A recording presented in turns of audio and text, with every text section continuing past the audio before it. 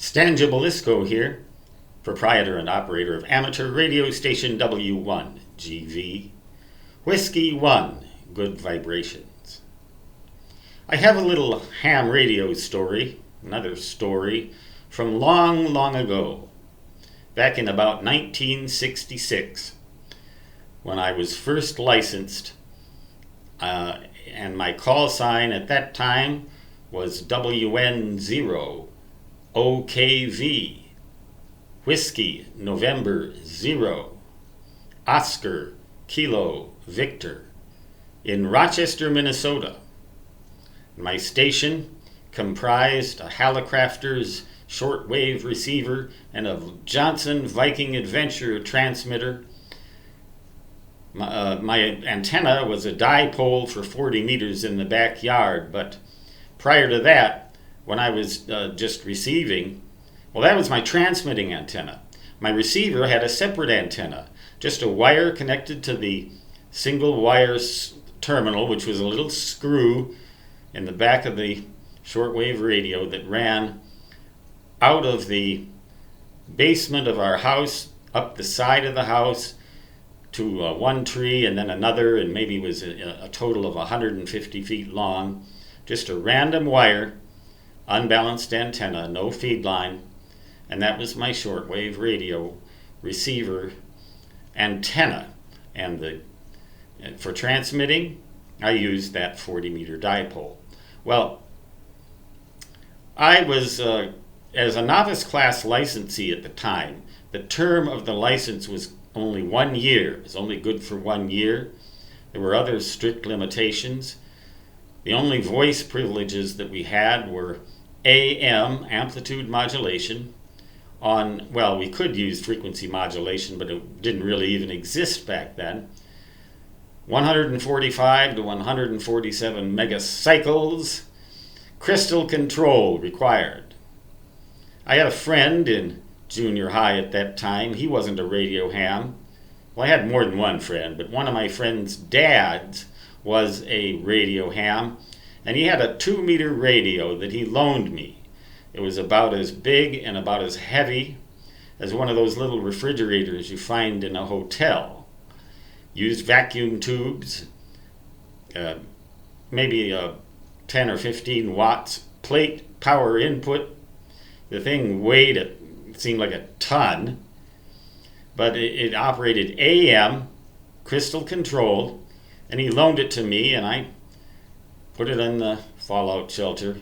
Fallout shelter was a bomb shelter that most people had in their houses back then because of the Cold War with the Soviet Union. We were afraid we'd get nuked.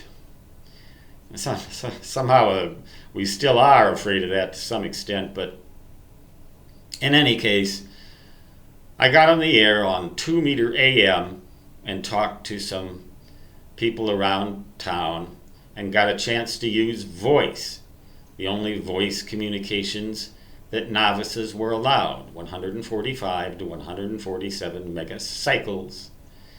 Couldn't use more than 75 watts plate power input, I believe. And I just used my shortwave receiving long wire or random wire as the antenna for that 2-meter radio. And people, we chatted nightly, and I thought, well, it's kind of cool to be on voice, but I still did most of my operating on good old CW, even with a straight key. But the people remarked how weak my signal was, and I said, weak? My antenna is 150 feet long. What are you saying? I'd do better to put up a 2-meter dipole? The thing would only be a little over 3 feet long. You think I should put that up between a couple of tree branches out in the backyard and feed it with coaxial cable, and you say that'll work better than my 150-foot wire? And my friend's dad made a remark I'll never forget. He said, that would be an improvement. And I just couldn't understand that at all, because I thought for antennas there was only one rule. It should be as long as possible and as high as possible.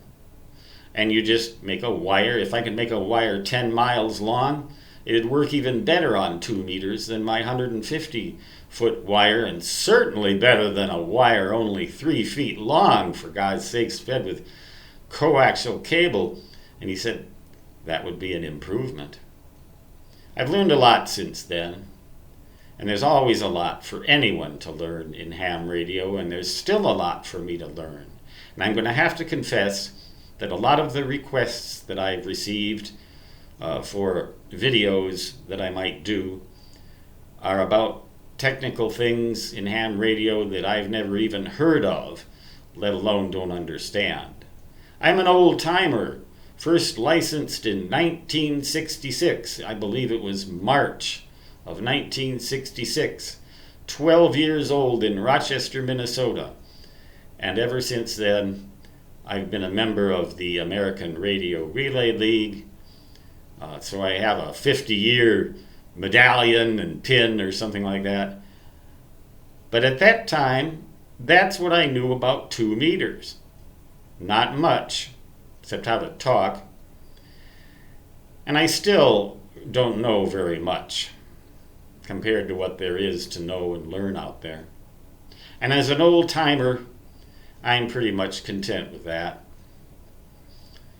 I like CW, the shortwave or high frequency bands between 160 meters, well, that technically is medium frequency, up to maybe 6 meters, which is technically VHF, very high frequency, well, blah, blah, blah, blah, blah. But the thing is, there's a lot of requests I've received for doing videos on technical things that I don't know anything about. But now at least I know that on 2 meters, you're better off with an antenna that's resonant and fed at the center well, you're better off with a dipole 1 meter long fed with coaxial cable than you are with a long random wire strung from the basement out to a tree in the backyard. And that's today's Little Ham Radio story from W1GV, saying 73 and so long, which today in my native fist translates to da-da-da-da-da-da.